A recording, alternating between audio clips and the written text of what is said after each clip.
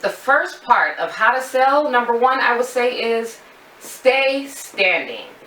It's just an important gesture that most people don't think about. Most times when you see people at vending events, they tell you bring a table and 2 chairs. I didn't even mention that in one of the equipments to bring, because obviously you want to bring your tent, your table, and make sure you have a chair. I use a collapsible little bar stool that makes it very easy to fold in and out and go.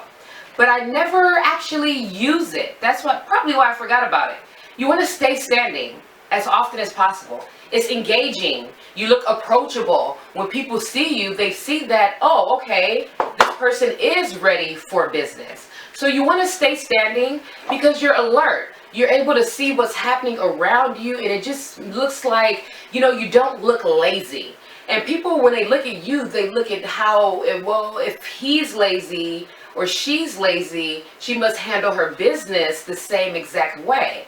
So if you're up, you're active, you look energetic, these are the type of energy that exudes out of you, and people just want to be around you. And obviously as a vendor, you want as many people around you as possible. So stay standing. Don't be worried about it. If there's music playing, you can sway a little bit.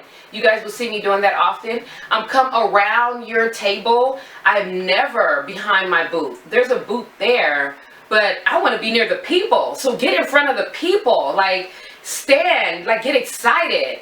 But don't be weird about it. And I say that because some people can maybe exaggerate what I'm saying. When I say stand, have something to do.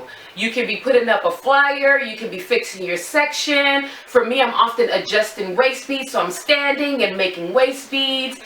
So just be a little bit careful with how you handle that. But stay standing obviously is good for you, and it's just a good look for your booth when you're out there.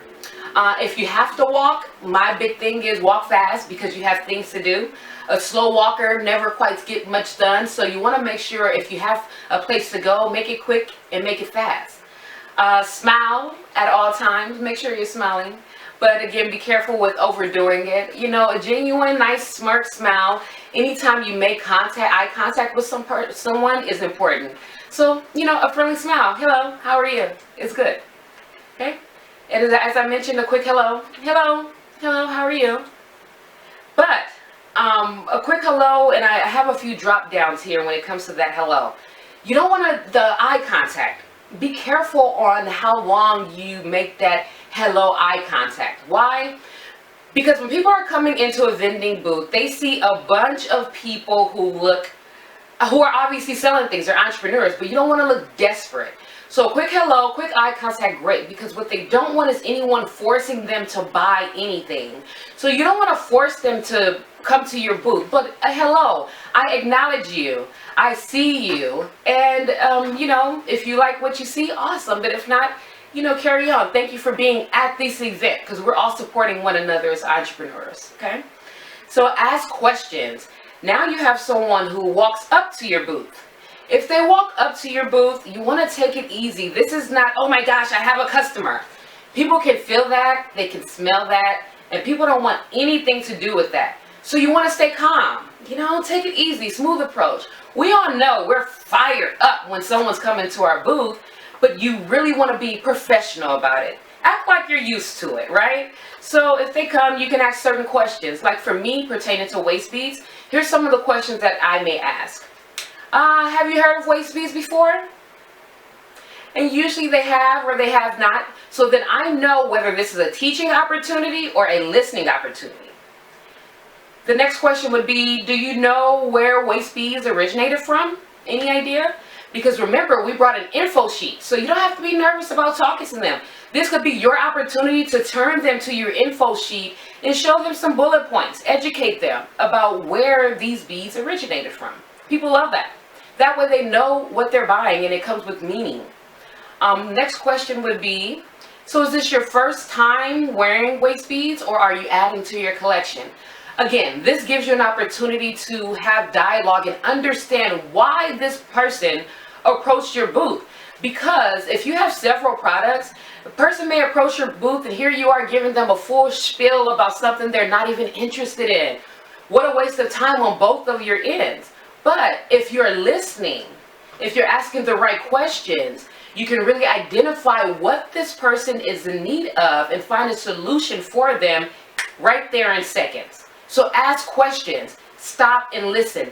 Don't assume when someone walks to you or is approaching your booth. Another thing would be to give them a card. A quick question would be, so do you mind if I give you a card? And this is if you see maybe they're walking away, they're not quite clear on anything, you didn't get a chance to quite approach them because there's some traffic. Hey, you can give them a quick stop. Hey, before you go, you mind if I give you a card? They always say yes. Who mind if you give them a card? So this gives you an opportunity to connect with that person.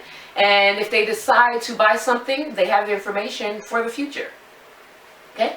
The next one would be to follow for free. Always, if you have a social media platform, giving people an opportunity to follow you from your vending event would be awesome, because you'll notice after an event you go home and you have so much engagement coming from the event because you talked about your profile. You can bring your phone out, you can let them know, hey, here's where to find me. If you follow me, I'll give you a free anklet. If you follow me, I'll give you a particular discount. You can do a few, like people do raffles and things of that sort, but find ways to make sure that people stay connected with you. You don't want to miss this opportunity as a vendor to make the right connections. It's not about selling right at the moment. It's just about making connections to sell at some point, right? So the next would be to observe the items that catch their eye and speak to them directly on that. I talked to them about that before, is to stray away from confusing the customer. If they walk to your booth and now you begin talking about everything you have, they say, okay, thank you. Okay, I'll take my time. I'll take a look at it. You have a website, right? It's like, yeah, but I'm here now. And it's because you have thrown up all over them with excitement about everything you have. And that's not necessary. You need to be considerate of that person and what they have in mind. By observing, see what they're looking at. What if they walk up to? What are they touching? What are they most attracted to? And then speak to that. And only that. And if they have questions about anything else, or if you happen to, or they mention something that you have a solution there for them, awesome. Bring it up and say, hey, I know you mentioned this, and I happen to have this. This may resolve the problem that you just mentioned, because you're listening. So that's important to do in that area, is not to confuse them, not to throw up information on them, and focus and be observant. As I mentioned, ask questions to determine which pitch to give. By asking the right questions, you understand which product to help them be better understood on. The next would be to have a 30-second pitch. Be very aware of your pitch. Oftentimes I'll go out to vending events and you want to be sure on how much you're talking, because there's so much happening. And if there's music, this person may have come to this vending event for someone else and they really don't want to spend an entire 5 minutes with you. So have that conversation with them. And when you're listening to what's important, if this is someone who really wants to spend time with you and really wants more details and has the time, or someone who needs a quick 30-minute pitch, 30-minute spiel on whatever that product is going to be. So keep that in mind, is to understand your customer. And you know this within the first maybe 7 seconds of the approach of the direction that you should go. So keep that in mind as you're selling and working with them. So have your long pitch and your short pitch. I remember, if I could think of an example, a young lady came up to me and said, hey, I found you on social media. Oh, awesome. So because she mentioned she saw me on social media, I just assumed that she knew everything about Waistbead. She must have been a Waistbead wearer. I'm not going to bore her with this information. So instead, I held back on the information and just kind of let her look around and just kind of waited for her to tell me what she wanted. But her response was, well, hey, I was hoping that you can tell me a little bit more about. And I thought, I kind of missed that mark, because I heard her say she's seen my social media platform, but I took that as she knows enough. I don't want to bore her and give her too much information.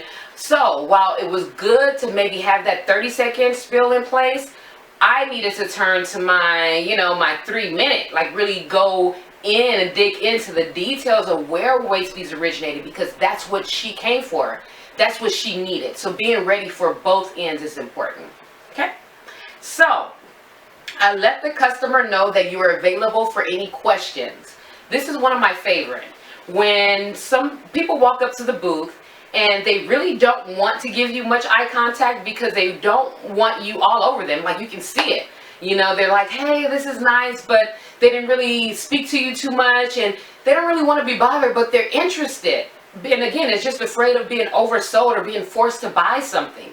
So what I like to do to just calm people down is, you know, when they walk up to my booth, I don't hoard over them or watch what they're doing. I actually try to find a way to move a bit further away from them. But before I do, I walk up to them so that they know I'm the person you can speak to.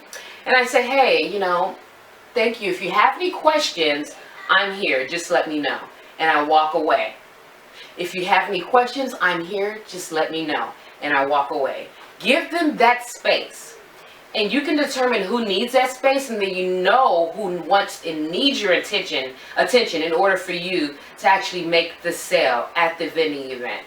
So these are a couple of things you have to gauge, you have to monitor, you have to balance things off. And these are all things that come with emotional intelligence. So if you don't know about that, really study the term. A lot of you are out there with tons of IQ, but what you're missing is the emotional intelligence it takes to really drive a sale home and have satisfied customers and really run a solid, organized business.